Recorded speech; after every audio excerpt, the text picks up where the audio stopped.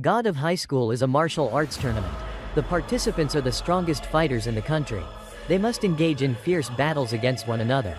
Some even have to fight for their lives, because the winner will have any wish granted. At this time, on a remote island, a group of wealthy men are negotiating about the martial arts tournament. Because they have a lot of money, they are willing to pay Park Mujin to fix the matches. This makes them extremely excited, because they believe they can control Park Mujin. Suddenly, a massive storm appears. It terrifies the wealthy men. Something enormous descends from the sky.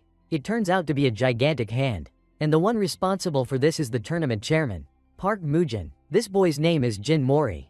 He is dreaming about his grandfather. His grandfather advises Mori to believe in himself, and tells him to try making more friends. Suddenly, Mori wakes up. He realizes he's late for the tournament, which shocks him, so he quickly grabs his bicycle and takes off. But Mori rides too fast, and nearly crashes into an old woman.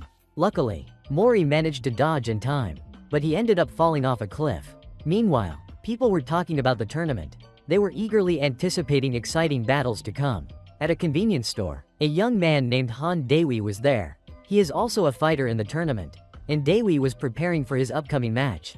In a park, a girl was asking some guys for directions to the tournament, but when she saw their muscles, she became quite interested, so the guys started showing off their muscles. Back to Mori, he was still racing to the tournament. Suddenly, he noticed something. A thief had just snatched the old woman's purse. Mori imagined how difficult it must be for her. That touched his heart, so he started chasing the thief on his bicycle. Even though there were lots of cars on the road, Mori skillfully avoided all of them. He quickly caught up to the thief. Unexpectedly, the thief managed to escape. The thief thought Mori wouldn't be able to catch him. That made Mori furious. Then, out of nowhere, Mori leapt into the air, and Mori continued chasing after the thief. Meanwhile, Meera was admiring the muscles of the young men. Suddenly, Mori crashed into her. Her glasses broke from the impact. That made Meera furious. She immediately attacked Mori with her wooden sword. When Mori explained the situation to her, Meera was moved by his words, so they decided to chase the thief together. At that moment, Daewee was watching the live stream. He realized a robbery was happening. While Meera and Mori were chasing the thief, they kept attacking him non-stop. Suddenly, the thief made a sharp turn to shake them off, so Meera used her wooden sword, helping Mori turn quickly, and they closed in on the thief. Out of nowhere, the thief threw money to distract them, but they didn't care about the money. Instantly, Meera leapt forward. Unexpectedly, her face hit a signboard. Her face got completely distorted. The thief thought he had escaped, but suddenly, Daewee appeared. He landed a punch right on the thief's face. Mori and Meera were completely shocked. And so, the three of them met. At that moment, an MC was talking about the tournament. He announced that the God of High School tournament had officially begun. The crowd erupted with excitement. Over on Mori's side, Meera looked annoyed. She demanded that Mori compensate her for her broken glasses, because she couldn't see anything. Mori then thanked the two of them, and they introduced themselves in return. Now, their turn to fight had also begun. The host started explaining the rules of the tournament. He said, "There's no time limit in this tournament, and contestants can use any type of weapon. A match only ends when someone is knocked out or surrenders." Finally, the fighters appeared. One by one, they stepped onto the arena. But Mori was starving, because he hadn't eaten breakfast yet. At that moment, on each contestant's wrist, they all wore a special bracelet. It showed each fighter's physical condition, and when a contestant surrenders, they would be treated immediately. In the end, who will be the one to win? The winner will have one wish granted. Suddenly, the MC declared the battle had begun. Everyone was shocked, because they didn't expect the match to start so quickly. Instantly, the fighters rushed into attack. They unleashed a flurry of martial arts techniques, showing off their individual strengths. The fighters decided to take out the weak ones first, so Mori became their first target. They charged straight at him, but Mori immediately fought back. He took down each of them one by one. To make the battle more intense, the judges brought in a prisoner to join the tournament. His name was Kong Mansok, and his physical stats were only at 20%. Kong looked thrilled. Without hesitation, he rushed forward to attack. He knocked down fighters one after another. Meera saw Kang's arrogant demeanor, and it irritated her, so Meera dashed forward to attack him. But none of her attacks had any effect on him.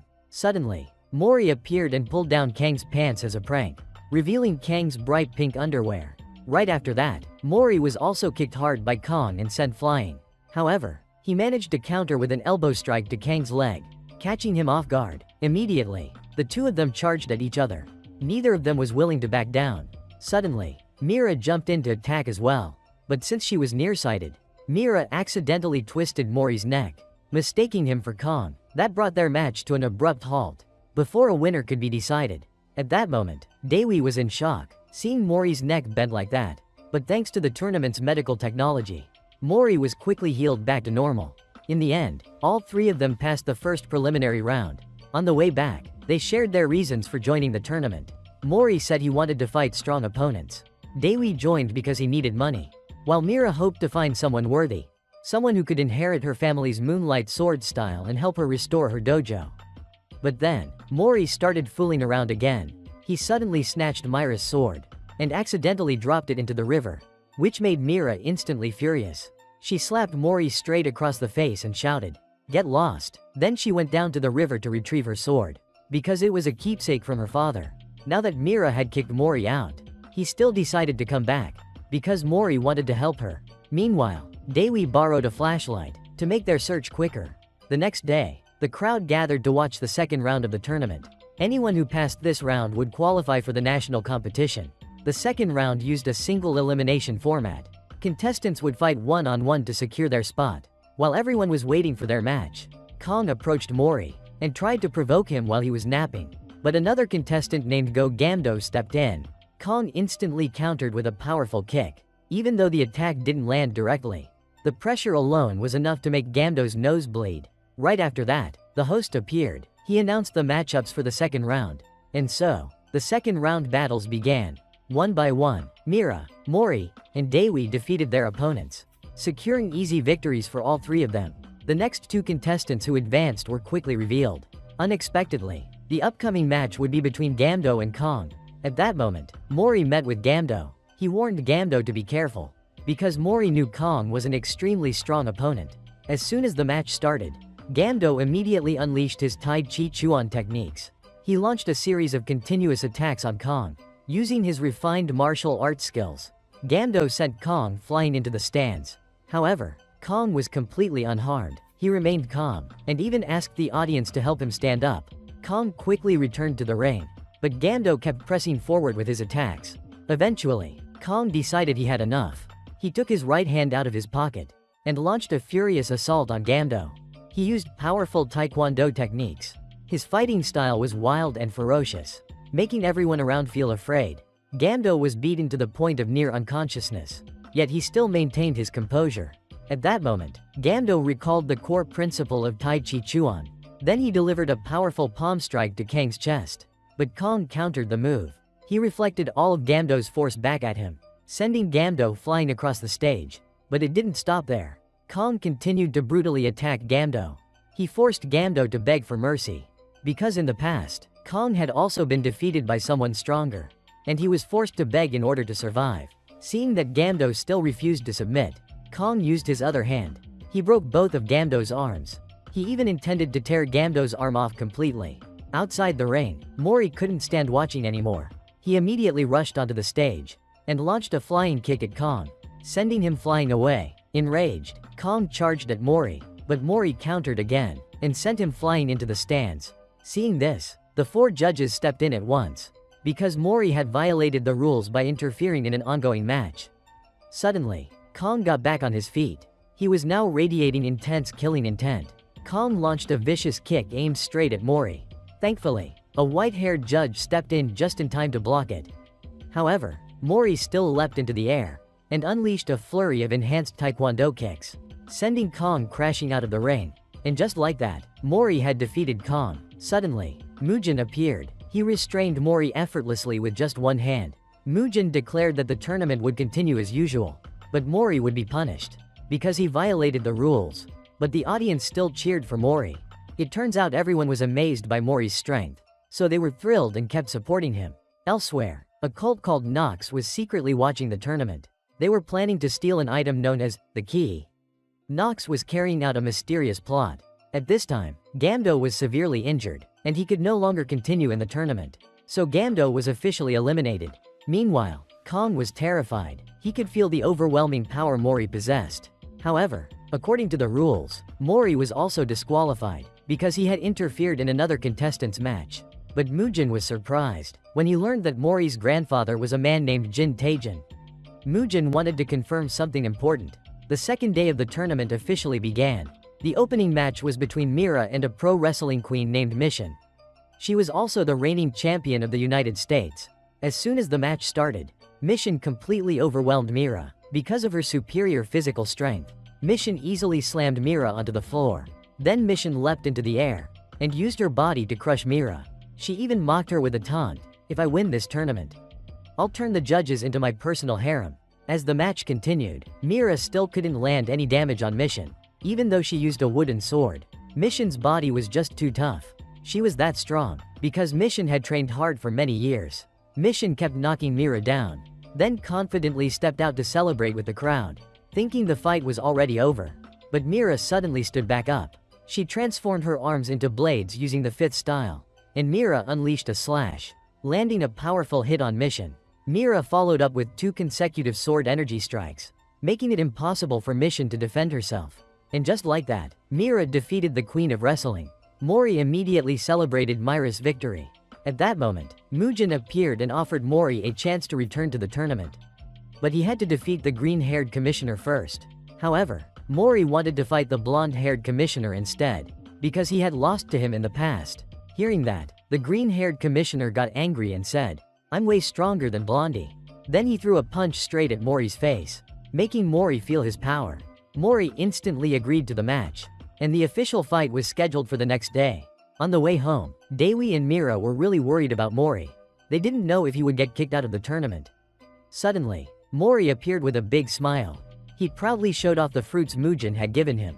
When Meera heard Mori had to fight a commissioner, she became even more worried. She knew there was a huge gap in strength between them. However, Mori remained confident, and he believed he would win. When he got home, Mori ate all the fruits.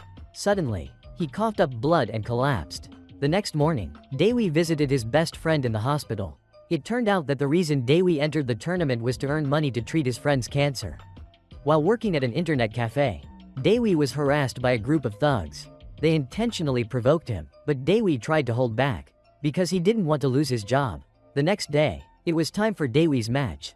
His opponent was a bookworm named Sung Chun. While Sung Chun had strong faith in studying, he believed reading books alone could make him a champion. The match began, and Sung Chun easily predicted Dewi's moves. He kept landing hits on Dewi, because he had studied every karate technique for 3 years. However, Dewi's body gradually adapted. Now, his speed and reflexes became faster. As both of them charged at each other, Sung Chun accidentally slipped. Everyone thought Dewi would take advantage of the opening, but instead, Dewi reached out his hand to help Sung Chun up.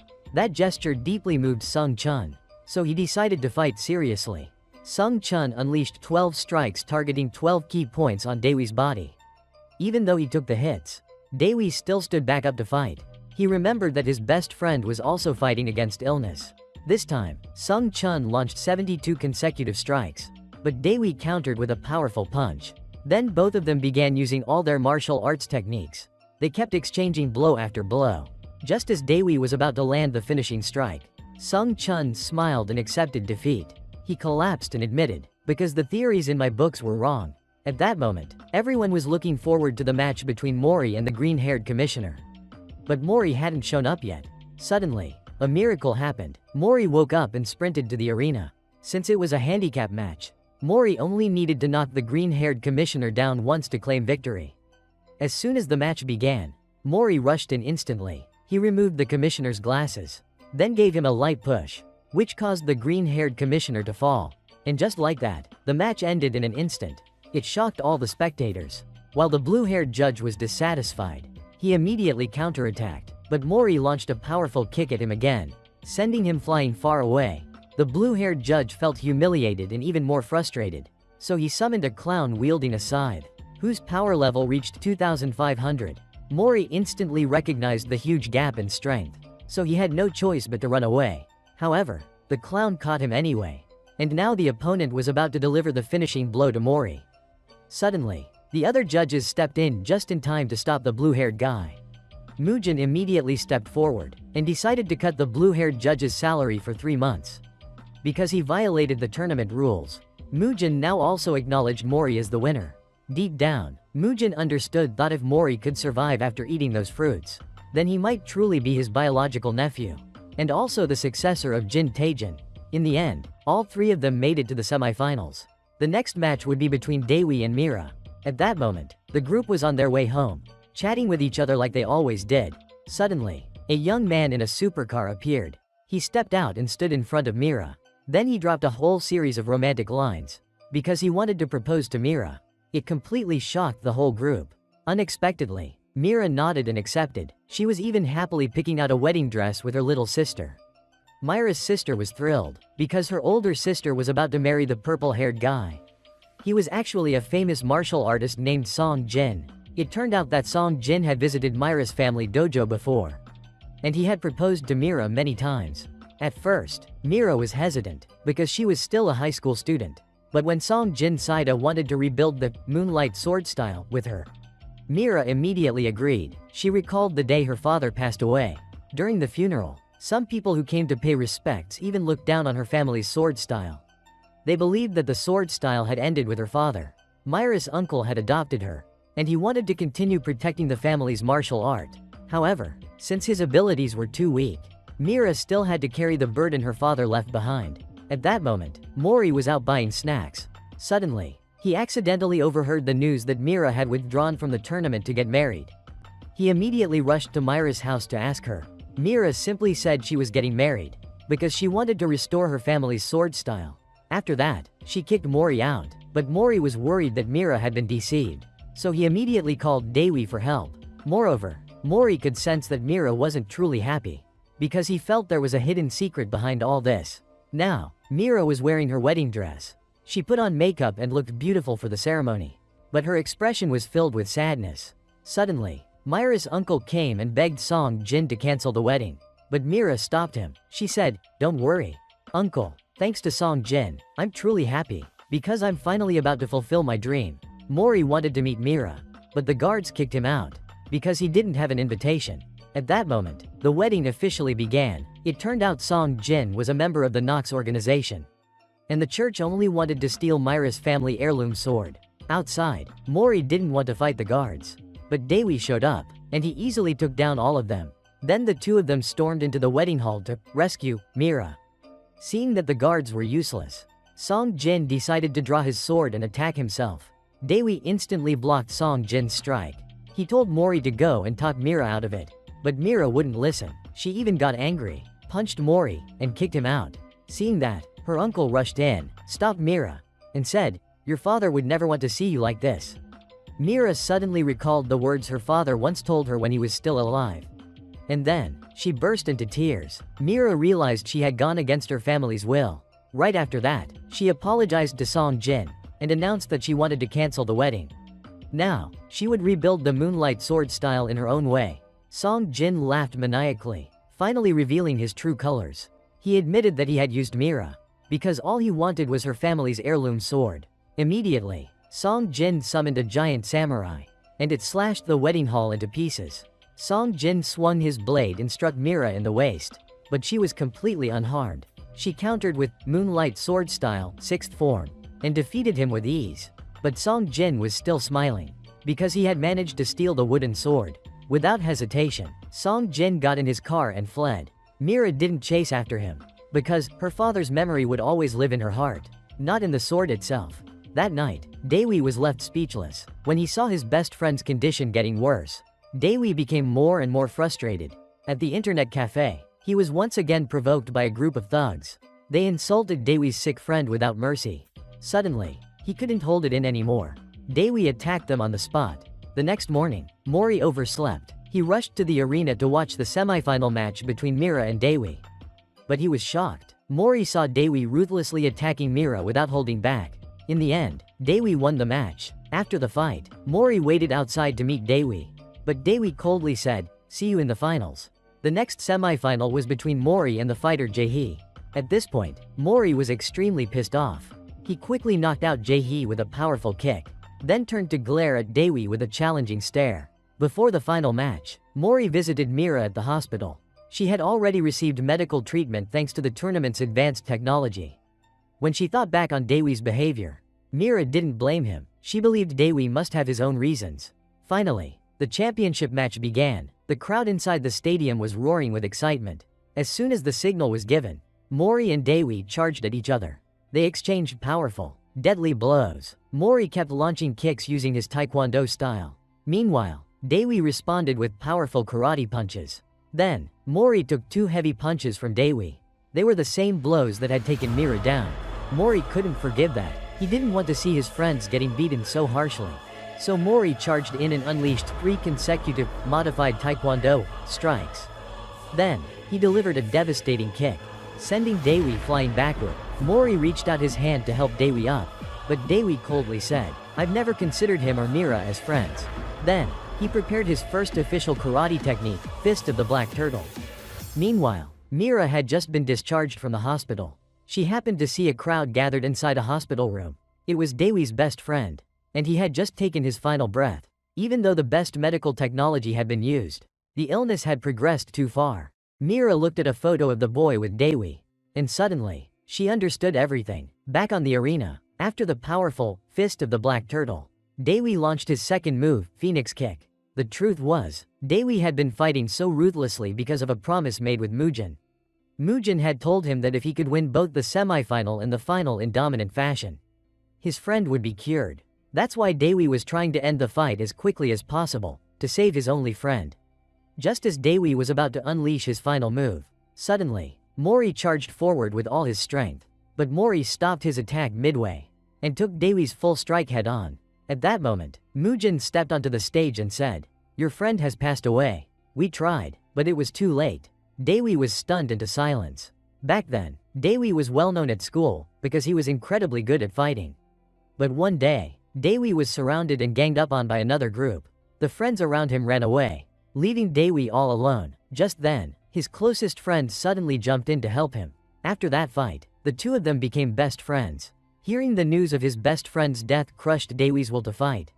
While Mori still struggled to stand and continue, Dewi just stood there, not fighting back. Just as Dewi was about to forfeit the match to Mori, Meera appeared out of nowhere. She held up a loudspeaker and shouted. Meera tried to reignite Dewi's fighting spirit. Then, she handed Dewi a letter. That letter was also the final message from Dewi's best friend. After reading it, Dewi immediately regained his spirit, which made Mori incredibly happy. In the letter, his best friend wrote that he was truly grateful to have a friend like Dewi. He said that at this point, he had no more regrets, and he wanted Dewi to fight for himself. This time, both Mori and Dewi went all out. Even though they clashed fiercely, they both enjoyed the fight with smiles on their faces. Dewi unleashed Blue Dragon Storm, sending Mori flying high into the air. But Mori came up with a brand new move called Blue Dragon's Kick. He launched a powerful kick straight at Dewi, shattering a section of the arena.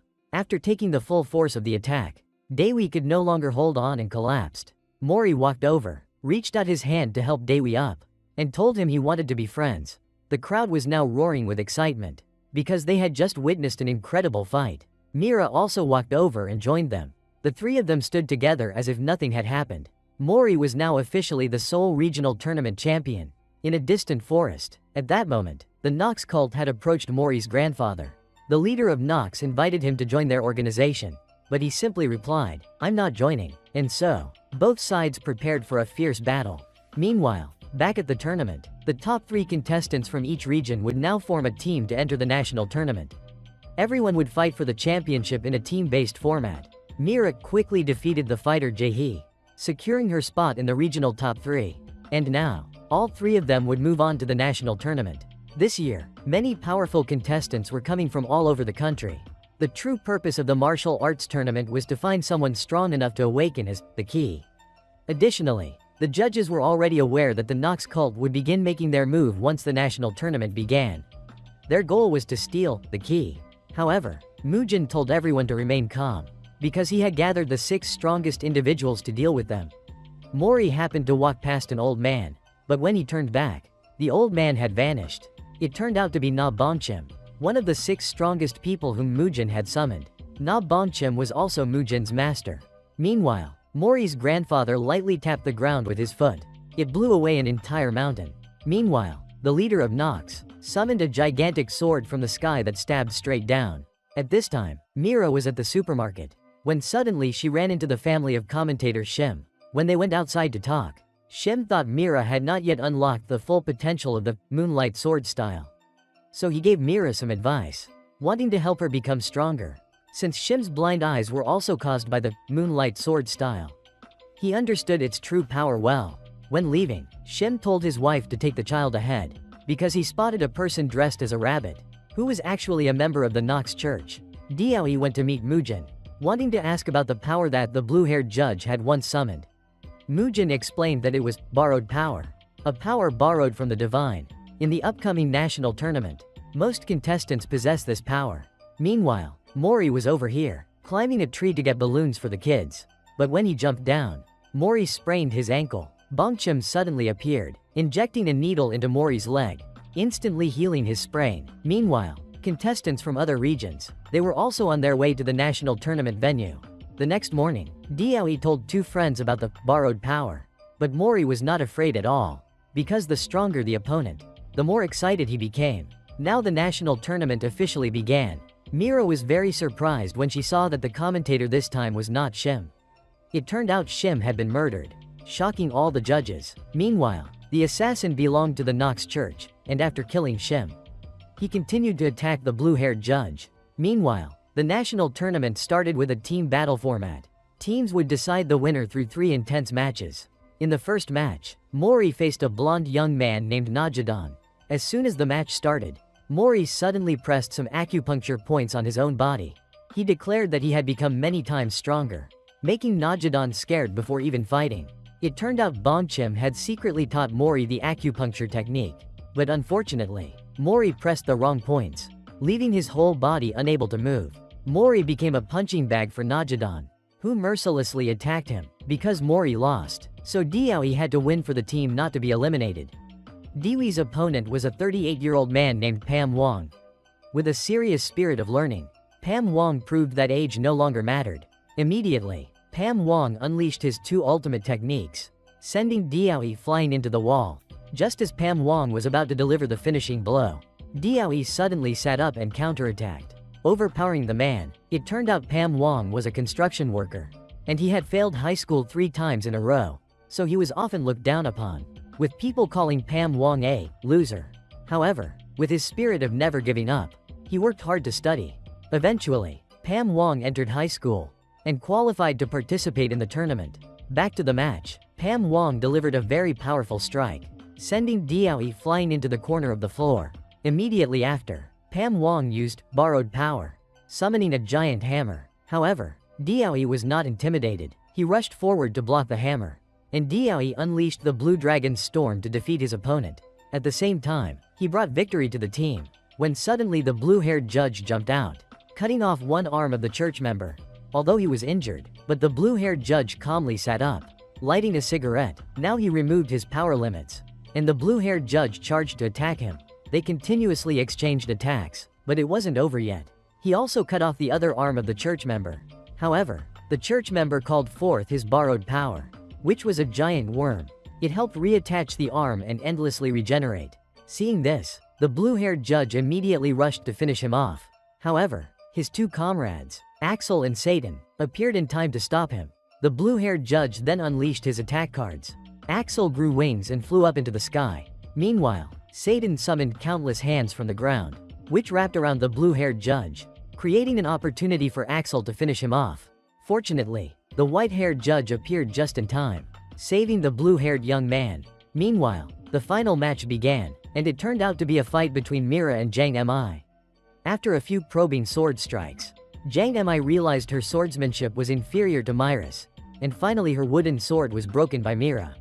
Jang Mi was forced to call forth her borrowed power, which was a brilliant sword of light. On the opposing side, Satan used his cross. This guy fired laser beams at the white-haired judge, but none of them hit, because he activated Faker's dodge mode. Satan summoned his borrowed power, which was a giant monster, and he wanted to use it to swallow the white-haired judge. However, the judge's borrowed power was also very strong. It was a bigger dragon, and the dragon swallowed the monster back. Meanwhile, Axel was no match for the blue-haired judge, and he immediately took a deadly scythe strike to the chest. On the battlefield, Meera almost lost because of Jang Mi's sword of light attack. But remembering Shim's advice, Meera rushed forward to deliver a decisive kick, defeating Jang Mi, and helping the team secure a ticket to the next round. After a fierce battle, the two church members were defeated. Axel quickly grabbed Satan and escaped, while the other one knew he had no way out, so he transformed into a bomb himself, detonating the entire house. Fortunately, both judges survived. Jang Mi was disappointed, and she apologized to her teammates, but Pam Wong happily encouraged her, saying, "As long as you don't give up, there's always a chance next time." Because the judges' base was kept secret, Muujin realized there was a traitor within. Not only that, they also received images showing the battlefield between Jin Taejin and the Knox group. Only one arm remained, and it was confirmed to be his. Without keeping the audience waiting long, the next match quickly began, between Taek and Jugok. Seeing Jugok took too long to cast a spell, Taek immediately summoned a shark, and ruthlessly attacked him. Jugok's maid couldn't bear the sight. She rushed out to beg for a stop, but was also finished off by Taek. Meera knew Mori would intervene, so she stopped him. Unexpectedly, Doe jumped onto the stage before Mori, and saved the maid. Just as both sides were about to attack each other, the referee intervened in time. Jugok took advantage of the chaos, casting an attack spell on Taek, but Jugok's attack had no effect. Taek counterattacked, hitting him with a punch, and Taek summoned the shark again to bite him. Finally, the match ended, and Taek was declared the winner. Jugok was taken away for treatment after the match. Meanwhile, the tournament continued as usual. However, Doe was suspended for causing trouble, leaving his team with only Mori and Meera. The next match took place. The deciding battle for a semi-final spot was between Jae and Pyo. As soon as the match began, Pyo used the ancient Taek Keon martial art, relentlessly attacking Jae, knocking him into the corner of the arena. At that moment, Jae was furious. He summoned a dark borrowed power to attack, but Pyo moved extremely fast, dodging every strike. Suddenly, Pyo delivered a kick that easily knocked Jae down. Meanwhile, Mori was surprised when he noticed the tiger emblem on Pyo's shirt, which was exactly like the one on his grandfather's shirt. On the way back, Meera and Doe realized their current opponents were much stronger thanks to borrowed power. So the group decided they needed to learn borrowed power soon if they wanted a chance to win. However, Mori suddenly left, causing both of them to worry. It turned out Muujin had told Mori about Taejin's situation, and he said the chance Jin Taejin was still alive was very low. Now Mori was very worried. Unexpectedly, Pyo came to see Mori. He approached to shake his hand, and said he had been a fan of Mori for a long time. But before Mori could answer, Pyo pulled him outside for a friendly match, which ended in a draw. Then Mori asked about the tiger emblem on his shirt. Pyo revealed that the tiger symbol on his shirt was a sign of respect for Mori's grandfather. 14 years ago, when Pyo's father died and his mother left, he was abandoned. Pyo was isolated at the martial arts school, because he had no talent. At that time, Mori's grandfather appeared, claiming to be a friend of Pyo's grandfather, and gave Pyo the ancient Taekyon manual. The image of the tiger on Mori's grandfather's shirtha had been deeply imprinted in Pyo's mind since then. Meanwhile, the blue-haired judge, due to heavy salary deductions, seemed to be in financial trouble. Suddenly, Doe noticed his situation and offered to learn borrowed power from him. In return, Doe promised to cook for him every day. That night, Muujin gathered all the judges, announcing that they were allowed to remove their power limits. Because the Knox Church was plotting to sabotage the tournament, they want to seize the key, and that is also the common goal of both sides. Today is Mori's birthday. He recalls his 6th birthday. That day, his grandfather decided to leave, wanting to stay away to protect Mori from evil people. Before leaving, he said, "In this world, nothing is more precious than friendship." At that moment, Meera and Doe arrived, and surprisingly organized a birthday celebration for Mori. It turned out the tournament system had sent them a message informing them of this. Mori was very touched, because this was the first time he celebrated his birthday with friends. He finally understood what his grandfather meant about the value of friendship. After they ate and drank heartily, the three of them resolved to win the championship. The next morning, Mori was surprised when he received a letter with a picture of his grandfather, showing that he was being held captive by the Knox cult. So Mori immediately rode his bike to that place, promising himself to return before the tournament began. Meanwhile, Meera and Doe searched everywhere for Mori, but they still couldn't find him. If the tournament started and Mori didn't return in time, their team would be immediately eliminated. Therefore, Meera decided to delay the tournament as long as possible, wanting to create an opportunity for Diaoyi to find Mori. Soon after, Meera stepped onto the arena. She fought against a young man wearing swimwear named Marine. Meanwhile, Mori arrived at a warehouse and saw his grandfather lying motionless on the ground. On the arena, Meera was struggling because she couldn't deal any damage to Marine. This guy had smeared slippery cream all over his body, making all of Meera's sword strikes ineffective. Suddenly, Marine charged forward, intending to grab Meera and slam her to the floor.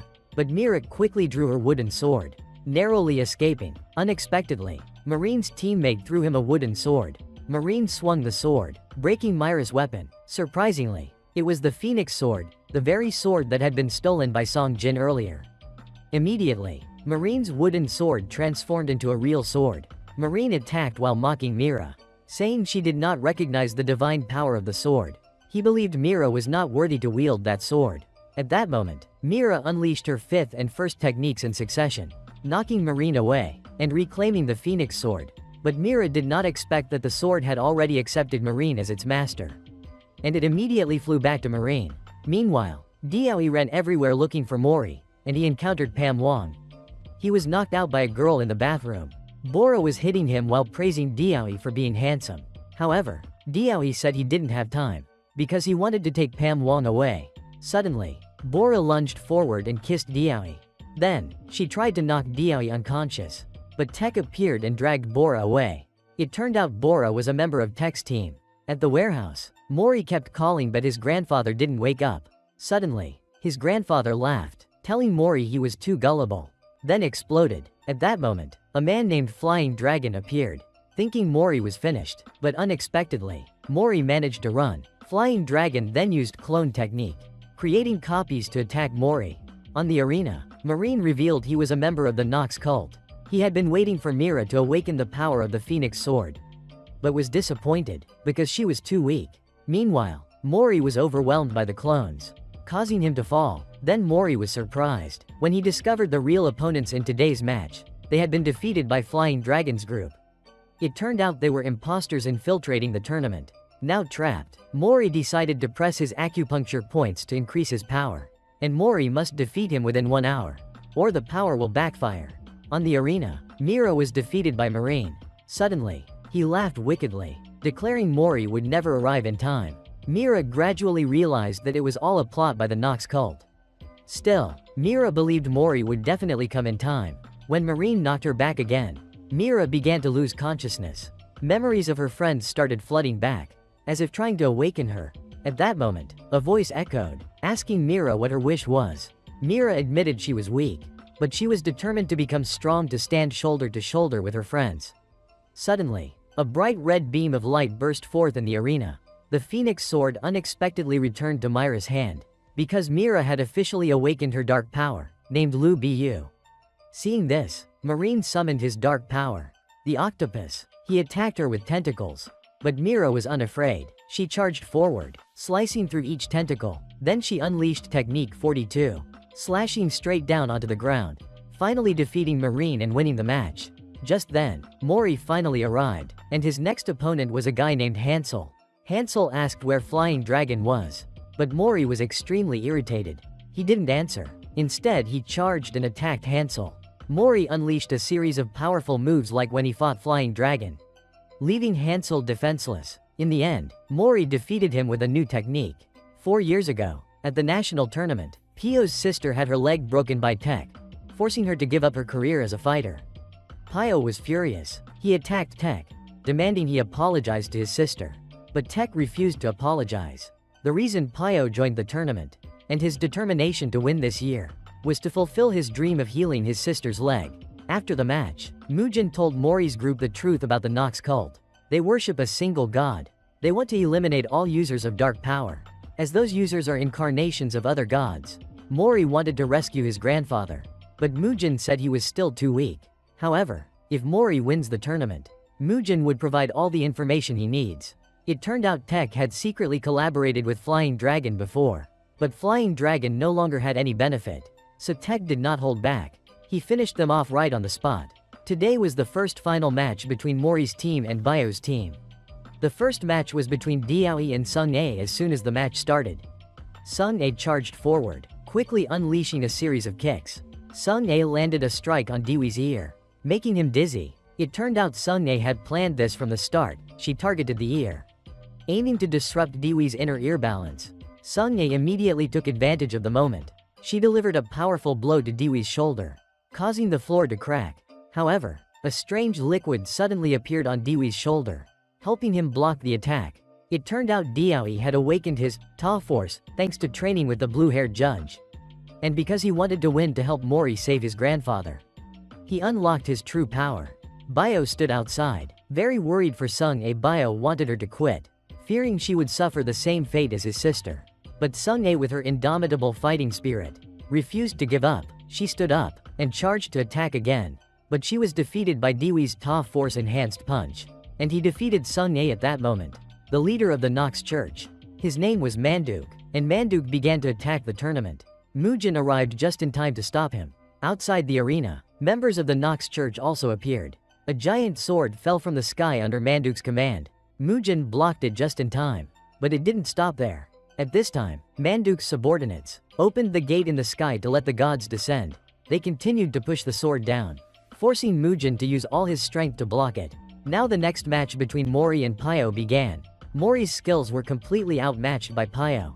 Pio fought while showing Mori his weak points. Mori launched the Twin Dragon Spear Strike, but Pio countered with the Infernal Phoenix Fist. Mori then counterattacked with Meera's Moonlight Sword style, which surprised Pio. Mori continued by borrowing Dewee's Fist of Black Turtle. He punched Pio far away. Not stopping there, he even created a third move, the Blue Rain of the Azure Dragon. Mori shattered Pio's Hellfire Flame Blade. Finally, Pio fell off the arena floor. At that moment, a member of the Strongest Six, Hangryong, appeared. He came to support Mujin. Hangryong was excited, because he hadn't fought in a long time. He told everyone to enjoy the battle. Meanwhile, the judges also joined the fight. They easily defeated the members of the church. Hangryong took out many weapons with divine power. He used them to attack the sword, and Hangryong caused it to be deflected. Finally, he summoned a giant puppet. It bit the sword to pieces, forcing Manduk to retreat. At this moment, on the arena floor, a white fox appeared. It approached Pio. Manduk was delighted because the final key had awakened. Long ago, there was a nine-tailed fox who had cultivated for thousands of years. It was very powerful, and the nine-tailed fox was one of the strongest creatures in the heaven realm. It once protected the heaven realm. Wherever the nine-tailed fox went, it won, because they feared its power so much. The heaven realm found reasons to execute the nine-tailed fox. The nine-tailed fox was betrayed. It became furious. The nine-tailed fox destroyed half of the heaven realm, and in the end, it was banished to hell. But it still swore to take revenge, and the nine-tailed fox fell into a 1,000-year sleep. Now, Bio has awakened the nine-tailed fox, and she has awakened its power. Pio transformed to look like Naruto. Now Mori can no longer touch Bio. Bio became so strong that Mori was completely helpless. However, Bio's new power was still out of control, causing Bio to feel dizzy. Realizing the opportunity, Mori became excited again, so both of them charged forward, creating a blazing firestorm all over the arena. Pio summoned a pack of fire foxes to attack Mori. Suddenly, Mori seemed enlightened. He lightly swung his hand. Mori shattered Pio's attack. Everyone was stunned when they saw dark clouds gathering over the arena. Bio used the Night Parade of 100 Demons. She attacked Mori with full force. Mori only needed a light flick, sending Pio flying into the sky. At that moment, a giant monkey hand suddenly appeared. That strike crushed Pio and knocked him down onto the arena floor. Everyone was amazed by Mori's victory. Even Mori himself didn't understand what that power was, because it wasn't from the nine-tailed fox. Manduk was forced to flee when his attack failed, but Mujin knew he still had other schemes. After the match, Bio was taken away for treatment. Mori later visited Pio, and he told him about his grandfather being captured. Mori shared his desire to become the champion, because he wanted more clues to rescue his grandfather. Pio warned Mori that his final opponent, Tech, was an extremely powerful person. At that moment, Jugok seemed possessed by evil energy. He went to find Tech for a rematch. Although Jugok was stronger than before, he was still defeated by Tech along with his maid. After that, Jugok absorbed the maid, turning into a full demon. Jugok relentlessly attacked Tech. In the chaos, Jugok vomited out the maid, and he started attacking wildly. Jugok absorbed both Sung A and Hyunbok, but the maid was still alive. She risked herself to calm Jugok down. Finally, Jugok gradually regained his senses, but Tech summoned a shark that bit Jugok in half. At the same time, it caused Sung A and Hyunbok to lose their limbs. Witnessing that scene, Bio was furious. He knocked Tech out of the hospital. So the two of them decided to fight each other. Right after that, Manduk returned, and he played even bigger than before. Manduk opened the gate in the sky. He unleashed thousands of monsters and 1,000 armed Buddha down. Jugok's grandfather swore to avenge his grandson, even at the cost of his own life. Tech also summoned his power to fight Bio. The judges all joined the battle. They defeated each monster one by one. Mujin was using all his strength, trying to stop the giant Buddha statue from falling on the city. At that moment, Mori ran outside to see what was happening. He saw Tech being attacked by Pio. But right after that, Tech summoned a giant monster. He ordered it to swallow Pio whole. Pio tried to escape, but just then, a key fell from his body. Suddenly, all of Pio's energy vanished. Tech rushed to grab the key. Unexpectedly, the monster flew by and snatched the key away. Bongchim and Hangryong also charged in. They attacked the monster to retrieve the key. In the end, Manduk was the quickest to grab it, and he stole the key. In his moment of joy, Manduk was suddenly attacked by Mori. He delivered a powerful kick, and Mori successfully took back the key. Suddenly, the giant Buddha statue unexpectedly revealed a demonic face. It fell with immense force, causing Mujin to almost be unable to resist. Seeing the urgent situation, Mujin teleported everyone to a safe place. At the hideout, Diaoyi and Meera were with Seong A and Hyunbok. Seeing their two friends badly injured, Diaoyi summoned her power to heal them. Meanwhile, Mori used a pressure point technique to revive Pio. Pio decided to hand the key over to Mori, and warned him to never let it fall into Tech's hands. Suddenly, the group heard sounds of fighting nearby. Throughout Seoul City, the citizens, terrified, rushed to find shelter. At this moment, Tech had found Meera and Diaoyi. He asked about the location of the key, but since they refused to cooperate, Tech attacked them. Mori rushed over. He saw his two friends lying on the ground. At this time, Tech sensed that Mori was holding the key, while Mujin was trying to stop the Buddha statue from falling. Manduk was about to finish him off. Fortunately, Hangryong arrived just in time to save him. However, both Mujin and Hangryong could no longer hold out. At that moment, a beam of light appeared, and it teleported all the citizens of Seoul to another place. It turned out to be Jugok's grandfather who took action. His name was Duan, and he was one of the 6 strongest people in the world. Duan used a magic wand to summon a giant meteor. The meteor completely destroyed the Buddha statue. Immediately after, a massive explosion occurred and wiped out all the flying monsters as well. Mori and Tech were also caught in the teleportation. They returned to the safe place. Now the city of Seoul was nothing but a ruin. Manduk was still alive, but Duan had sacrificed himself.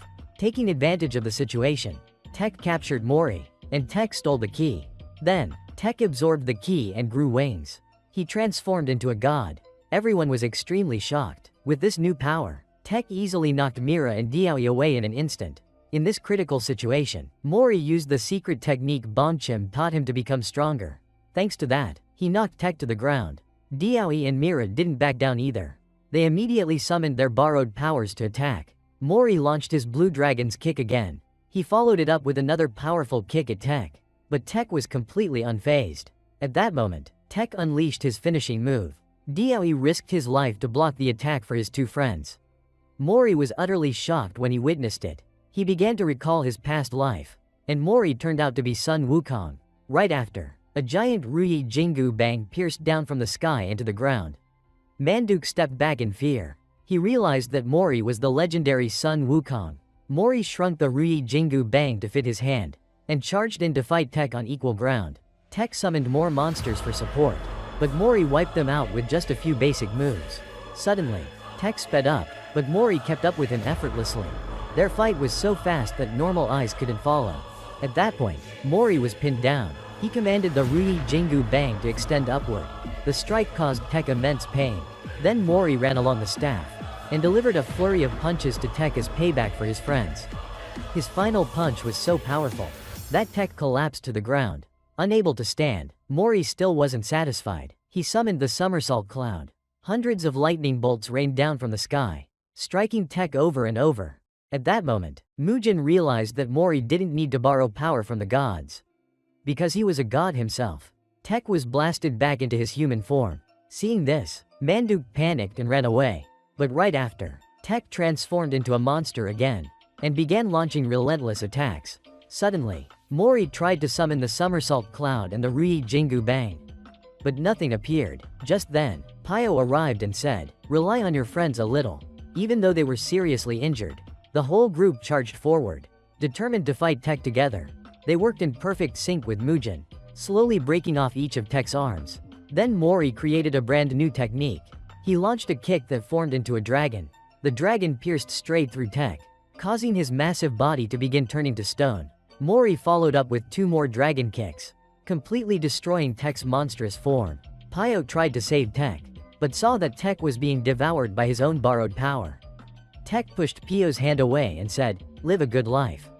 Then he vanished into thin air. Seong-A and Hyunbok rushed over, worried, to find their friends. Suddenly, a mysterious woman appeared. She introduced herself as the ancestor of humankind. Her name was Kim Eun-neo.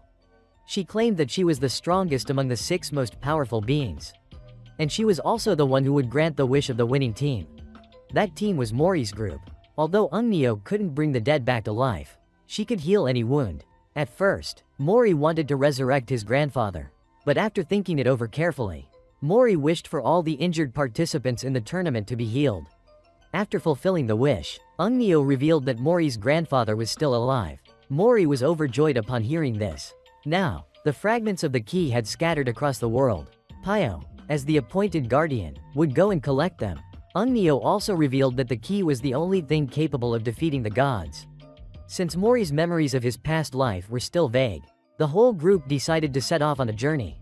They would return to the homeland of the Monkey King to uncover more. In the end, the traitor among the judges turned out to be none other than the blonde-haired one. And that wraps up part 1 of the manhwa The God of High School. See you all in the next part. That's the end of today's video. If you enjoyed it, don't forget to like, share, and subscribe to the channel, so Oni-chan can keep making more fun and exciting videos. Thank you so much for watching all the way to the end. Love you all forever.